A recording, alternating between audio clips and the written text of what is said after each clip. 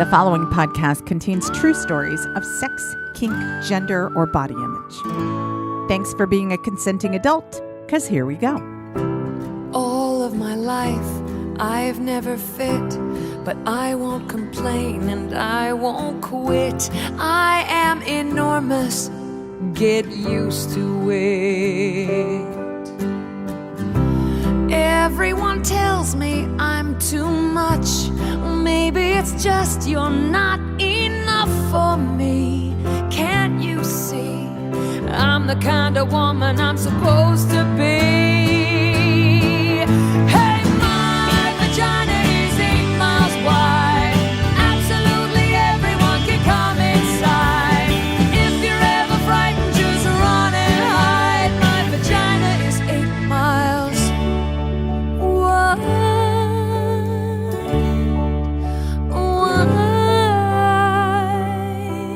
Hi there, and welcome to the Bawdy Storytelling Podcast. I'm sexual folklorist Dixie Delatour, and this week we have a story from San Francisco's high-kickinest Hillbilly Drag Queen Jubilee. What's new in your world? I actually would really like to know. You know how I love it when you send me a voice memo or an email, so just putting that out there. I hope life's been good to you since we last spoke. I'm enrolled in an AI class. I'm trying to learn how to use artificial intelligence to improve my business and get more done. But of course, I'm a pervert. So the class I'm taking is called Sex Geek Implementation Booty Camp. It's a 10-week course. Remember, I went to Sex Geek Summer Camp earlier this summer, and I really liked the people that I connected with. So we're all working together to learn how to use AI, and we get together every week on Zoom and take on a new challenge, the things you never get done in your business, you know? So the very first class, I'm excited. There's this long list of things that we are supposed to be doing. But right off the bat, they go, okay, great. We are going to start with AI. And I'm a little reluctant to learn AI. I know I need it. I know it's the future, but I like people. I connect with people. So as we're learning how to do this, the instructor, Kathy, is like, okay, please remember, AI does not know the answer to everything. So you might want to make it personalized for you.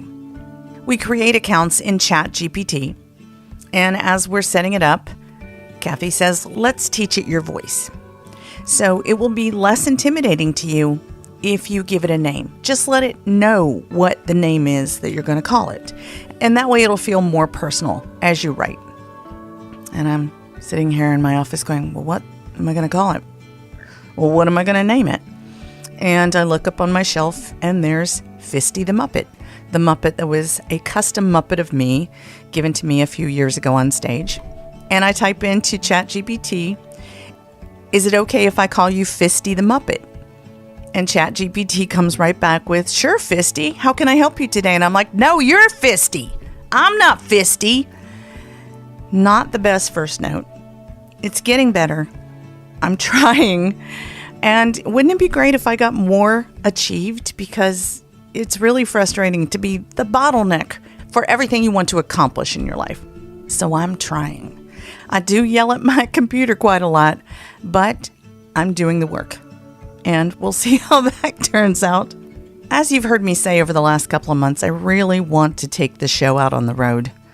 I really want to get out and meet people in places that are not San Francisco. And so I have been contacting venues and trying to have conversations and finding out what the venue rates are and what's needed and everything. And today I feel really defeated about it. I had a conversation with a venue yesterday that someone had contacted me on Instagram and went, this would be a great place for you to do Bawdy. And when I had a conversation with the booking manager yesterday, it was like, here's the price of the room. We're a union house. You are going to have to hire 6 staff members who are union, so therefore they make $47 an hour. But be warned, they are asking for a pay bump right now, so that may go up. So while the room rate to book the space was affordable, the 6 union employees meant that my cost tripled. So we'll not be going with that venue. And I'm getting a lot of that. A lot of the venues have tripled or quadrupled since the pandemic. So as much as I want to come to you, I can't do it unless I have a venue. So wish me luck. If you happen to have connections at a venue that is not insanely expensive and they'd be open to having Bawdy in their space, please let me know. This works so well if people connect me. That's a warm lead versus me yelling at Fisty the Muppet, except it's the venue manager somewhere. So yeah, thanks in advance for that. Let's end the Dixie ramble on a high note, okay? Last week, I went to a thing called the Big Fat Pool Party. I bought tickets for it. It was 50 miles away from my house. But it's summertime, and I really wanted some sunshine, and I wanted to feel good about my body and not wonder if the weight gain from the pandemic made me a pariah, you know?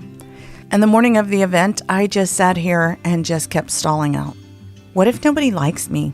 What if I don't know anybody there? I did not know anybody there. What if it's very cliquish and I'm excluded?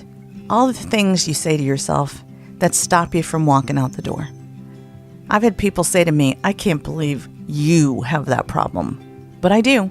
If you haven't figured out I have imposter syndrome and shitty self-esteem yet, you have not been listening. But I did it. I drove all the way out there and pulled up in front of it. It was hot as shit.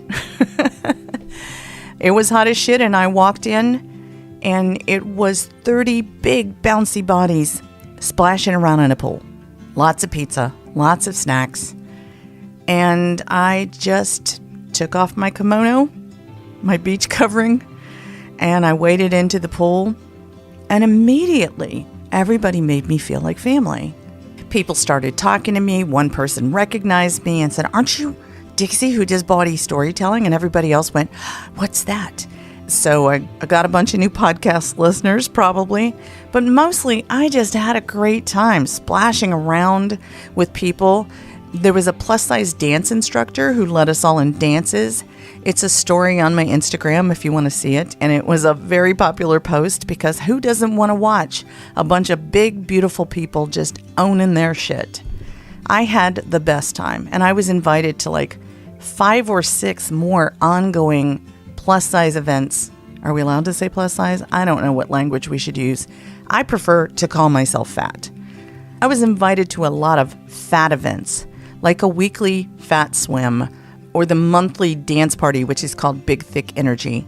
All of them are in the East Bay, so they're not nearby, but it's worth it because I really felt like these were my people. And don't you need that in your life right now? People who make you feel like you are okay exactly as you are. I want so much more of that in my life, don't you? Want to smell better naked? Let's face it, your underarms aren't the only place you have odor. We've got a new podcast sponsor, and I'm really excited to tell you about Lume Whole Body Deodorant for pits, privates, and beyond. I've been using Lume for years because it makes me feel fresh and clean no matter what. And this week, I get to share a special offer with you.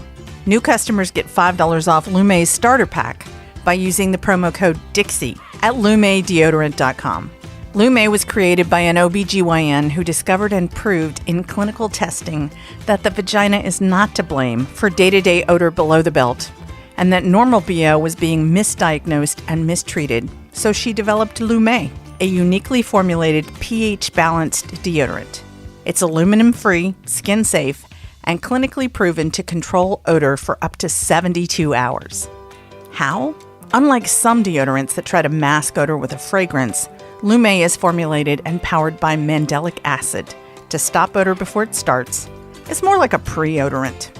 It's aluminum-free, baking soda-free, paraben-free, pH balanced for safe use below the belt, and there's a variety of fresh, bright scents, like clean tangerine, lavender sage, or toasted coconut. Clean tangerine's my favorite, but honestly, I use them all, and they kept me fresh while I was camping in 100-degree heat this summer. It's the best for keeping your underboob or butt crack fresh. I use Lume everywhere, and truthfully, this stuff really is my favorite.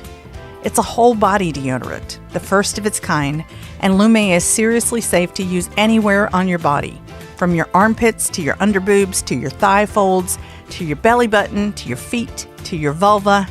even your butt crack.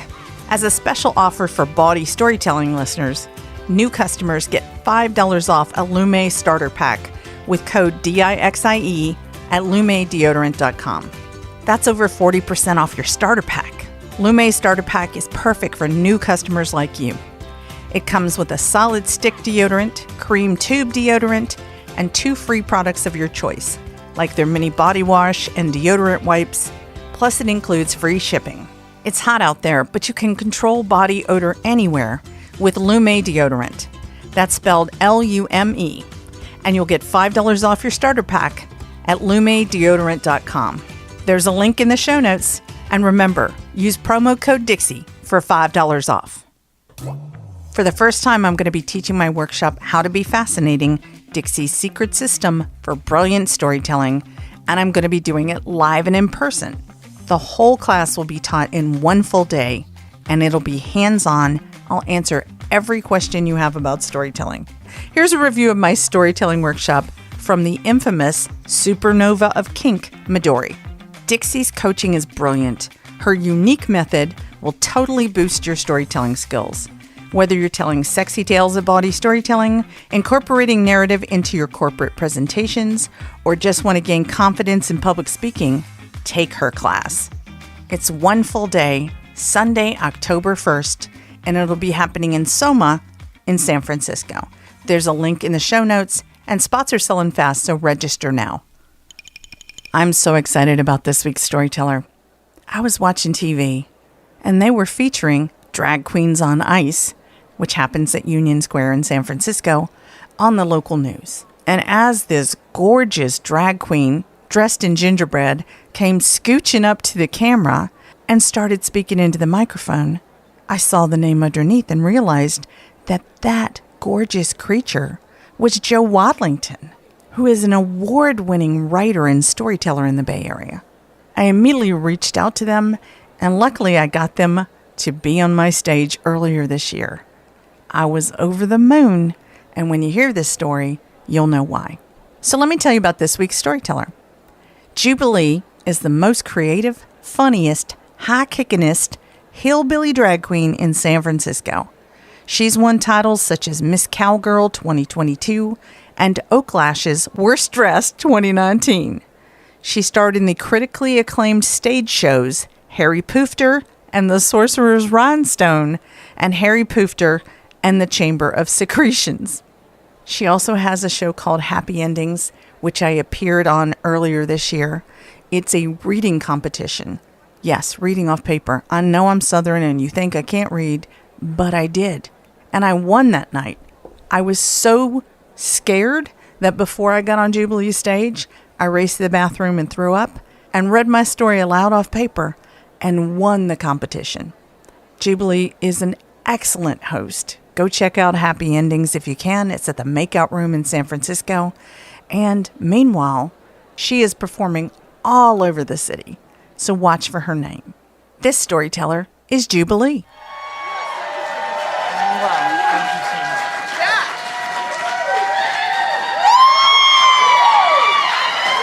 Hey, y'all. I am Jubilee.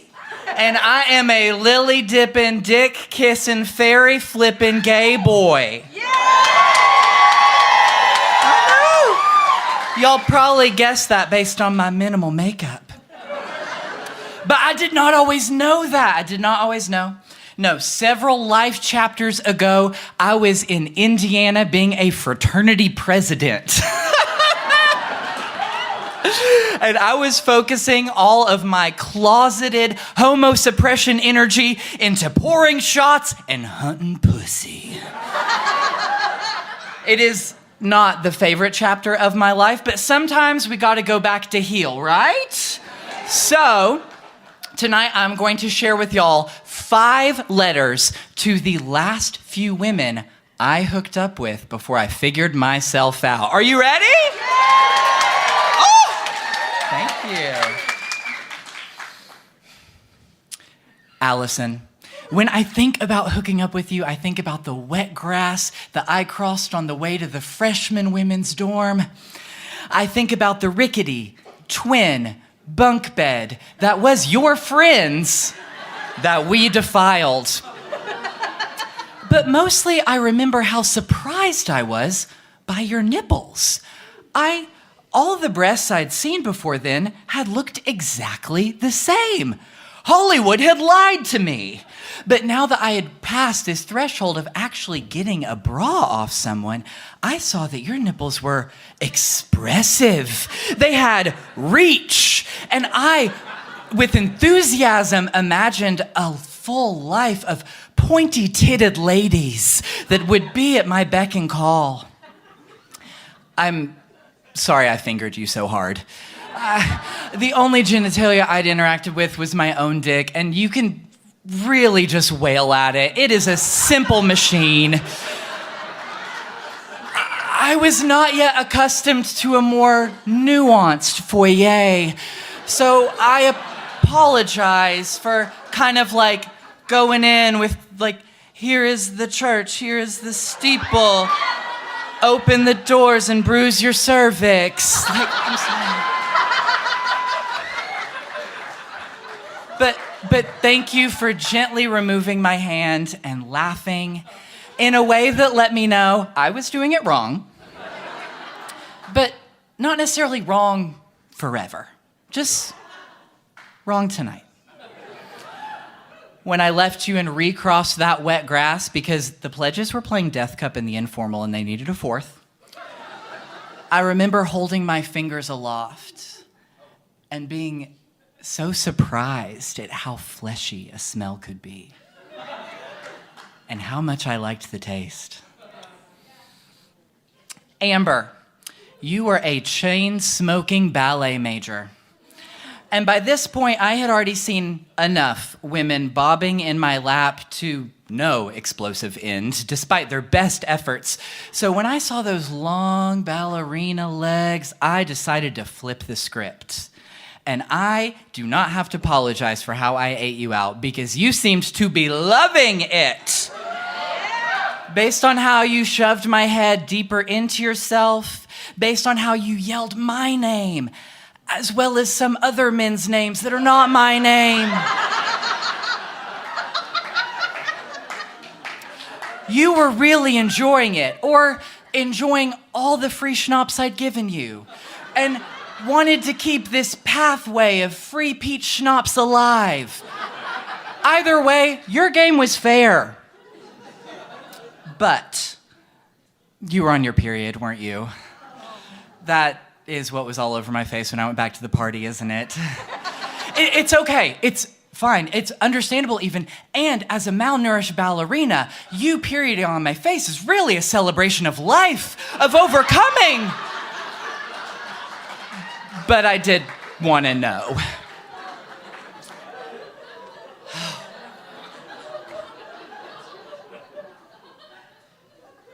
Margaret, I was your freshman orientation guide.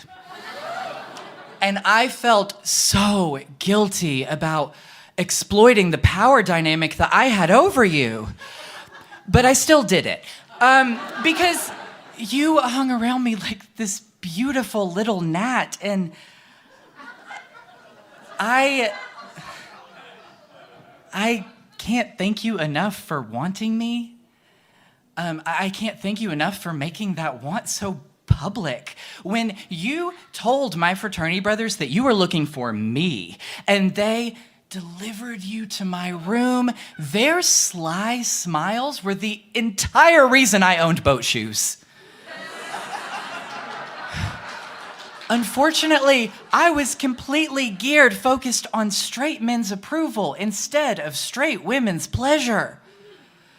But then when I finally got you naked on that pile of North Face jackets in the mailroom, you looked like a Raphaelite nude. Oh, with your sweaty red hair and that Wisconsin pale skin. I went down on you, and you loved it until I, feeling a little cocky, summoned all the erotic energy I had right at you, and you squeaked out, "I'm a virgin!" As if that was ever going to be an issue in that night. I laughed and I was pleased and I held you, suddenly excited about the prospect of comforting you and letting you know that taking your virginity was not at risk, because I respected you so much. And we just got to know each other also, and therefore, I was your orientation guide, and it would be so unprofessional. Mary, when I invited you to my room for Gatorade vodkas, I knew it'd be empty. I knew we'd be alone. I figured we'd probably make out. I did not know that you would pin me to the wall, rip off my jacket, and say, "My boyfriend's gonna be pissed." And then you went down on me while we could hear your friends talking shit about you through the door, grabbing one of my fraternity brothers and saying, "Oh my God, Liz is in there. She's such a slut. She's probably cheating on her boyfriend. We need this door open." Unabashed, Liz, sucking and sucking. And then when my fraternity brother returned with the key to open the door, you did not get up from your dick-sucking squat. No, you kicked out laterally, slamming the door in your judgmental friends' faces.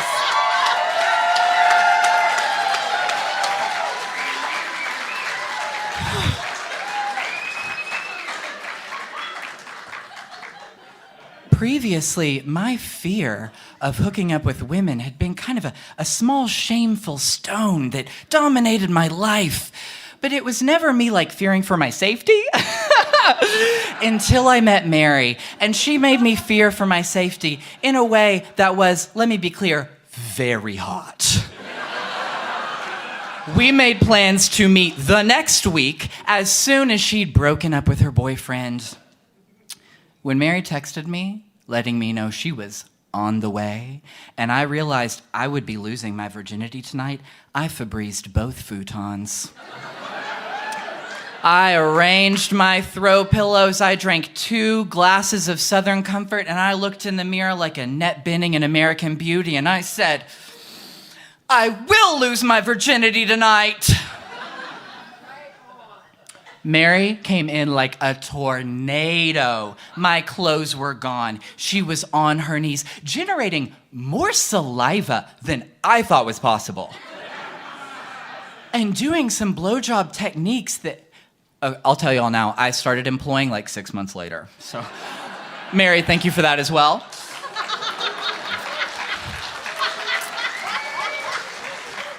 You know, when you do the thing with your esophagus, when you're all, yeah, it's like, she was getting me hard, and I was thinking, this is working, this is fun. And then she looked at me and started calling me her ex's name, which I gentlemanly ignored. And then she kept going and looked at me and then asked me if I was gay. And I pretended to be surprised at the question. But it wasn't quite working. I was losing my erection, so we needed to flip the script. So I gently put her on her back, and I began fingering her semi-aggressively. I hadn't learned a lot. And then she said to me, "Are you trying to get me pregnant?" Yes. What? I felt the sudden need for clarity. So I grabbed her gently by the face, and I said, "Mary, I am not trying to get you pregnant, but I do think I need to leave," because the magic had extinguished fully, and I started getting dressed, and she would reach across and rip down my Banana Republic shorts and say, "No!" I put on my polo. "No! You think I'm a slut!" Oh no. I told her I didn't think I'm a slut. She's a slut. But the secret was, I did think she's a slut. I just didn't think that was a bad thing. But in this context, I knew that it was what she wanted to hear. So I said, "You're not a slut." And she's like, "I'm not a slut. Stay and have sex with me." Again, I think you're misunderstanding the context. But I understand the spirit of what you're saying. I left Mary alone in my room to recover. I went to the basement to play off a few rounds of beer pong, and she appeared, fully dressed, grinding against all my fraternity brothers and looking at me with one eye, letting me know I could have had all that. I realized it was not a good thing for me to be in that room. I needed to leave, so I went to a different part of the frat house, only to about an hour later have one of her bepearled sorority sisters run in and say, "Mary's in the woods!" And we all looked out the back plate glass door just in time to see her nakedly streaking through the trees. Once again, the personal safety thing came up. I ran to my room, I locked the door, and I realized that in my absence, Mary had taken all of my Southern comfort and poured it across the futons like Carrie Underwood in Before He Cheats. The next semester, Mary cut her hair into a bob, started going by Martha, and moved to religious school. 3 years later, she came out as a lesbian. And Mary, you adapted this Femme. Oh.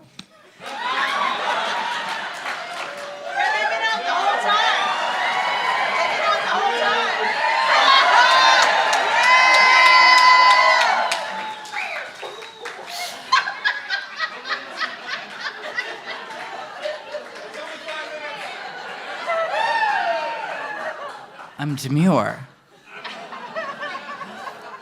Mary adopted this boss bitch femme fatale business lady persona that fit her better than all the identities I'd seen her try on.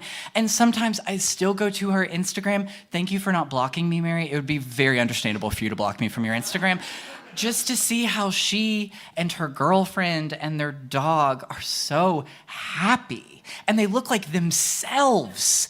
And it mystifies me that she and I were two trapped people, ricocheting the same spells at each other. To the last woman I hooked up with before I came out of the closet. I don't know your name. I was too drunk. That was kind of the thing at the time. I remember you had blonde hair, you were about my height, you wore a black dress, I think. My fraternity brothers kept playing slow songs so that we could grind together, and we did until everyone else had left the room. I took you to my bedroom, which, because I was living in a fraternity house, was a twin bed chained to the wall on a hinge system in a room with 4 other twin beds also chained to the wall on a hinge system. Imagine you're trying to hook up below deck on a really shitty boat. I got your bra off and you complimented how quickly I'd done it. I remember I loved the weight of your breasts in my hands. We were kissing and it was fun and you were wet and you wanted me.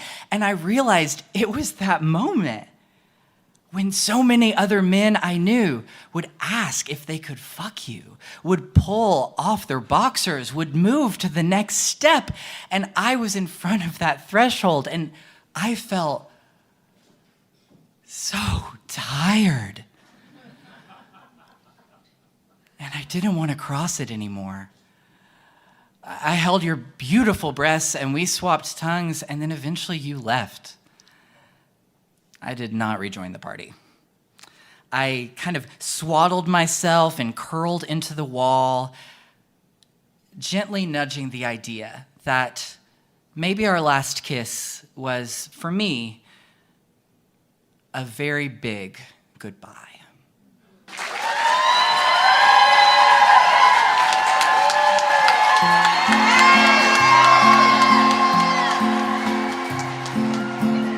I hated high school.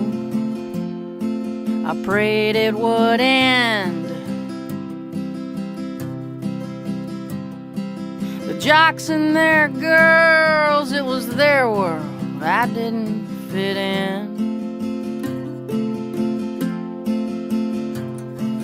Mama said, baby, it's the best school money can buy.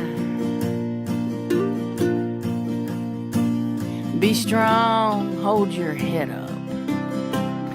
Come on, Mary, try.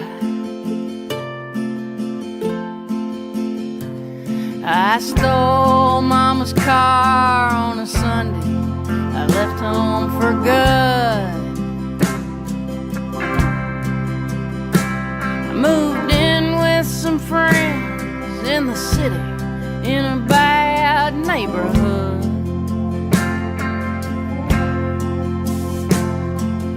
Charles was a dancer. He loved the ballet.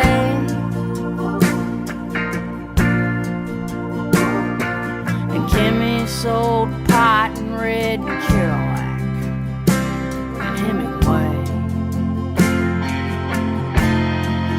Drag queens in limousines,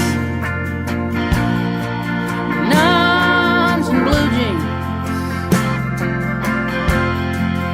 dreamers with big dreams. They all took me in.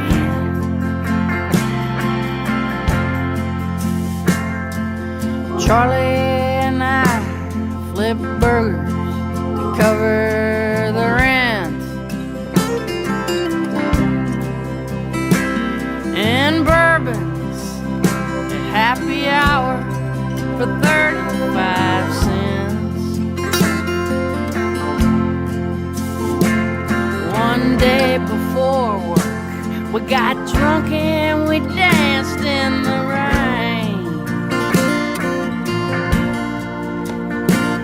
They fired us both, said, "Don't y'all come back here again." Yeah, but drag queens and limousines, nuns and blue jeans, dreamers with big dreams, they all took me in.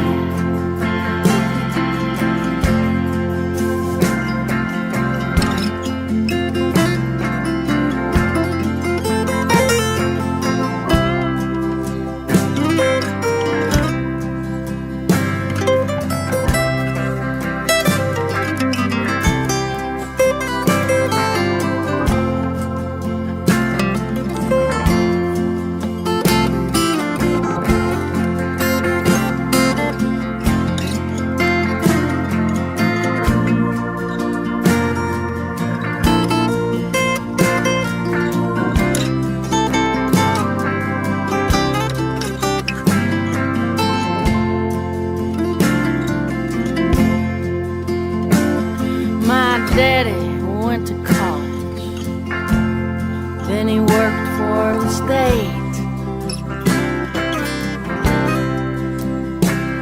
He's never quit nothing. He wanted me to graduate.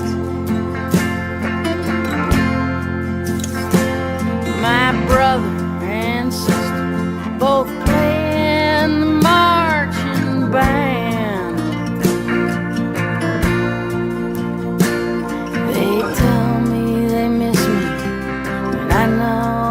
Don't understand. Sometimes you gotta do what you gotta do,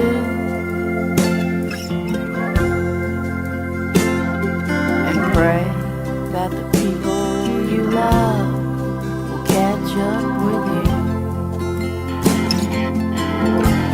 Yeah, drag queens and limousines, nuns and blue jeans, dreamers with big dreams, poets and AWOL Marines, actors and barflies, writers with dark eyes, drunks that philosophize. These are my friends.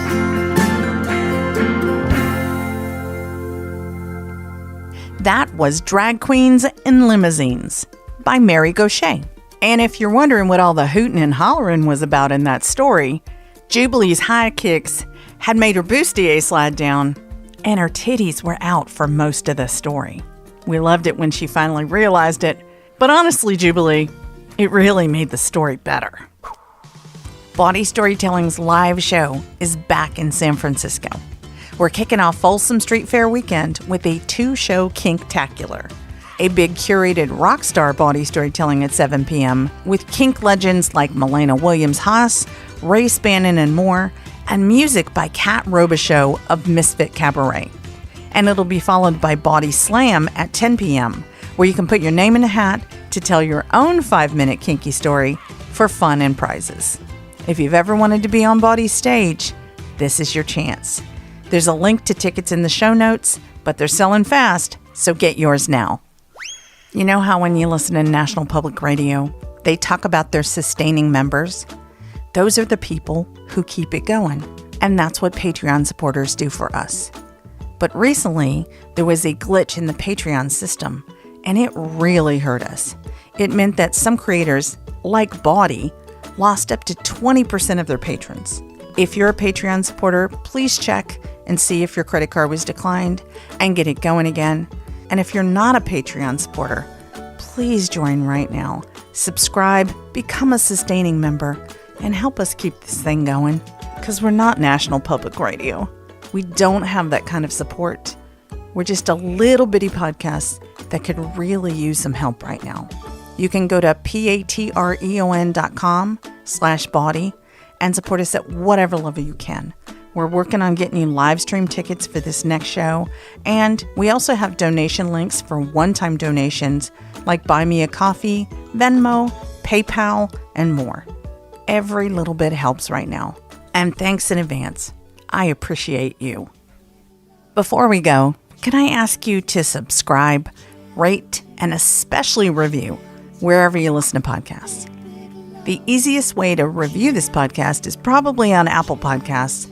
And I have to tell you, I'm jonesing because I haven't read one of your reviews in a little while, and they're my favorite thing. Please write your words. I'll get to read your words. I'll be very happy. Other people will get to read your words, and they'll get to find out that this podcast is awesome. They won't know unless you tell them. Thank you in advance for that. And I also want to say thank you to the people who make this podcast possible. Thank you to Donal Mooney, David Grossoff, Mosa Maxwell Smith, Royland James, and podcast producer Roman Den Houdeker. I'm sexual folklorist Dixie Delatour. This has been episode 274 of the Bawdy Storytelling Podcast. Thanks for listening. A big, big love.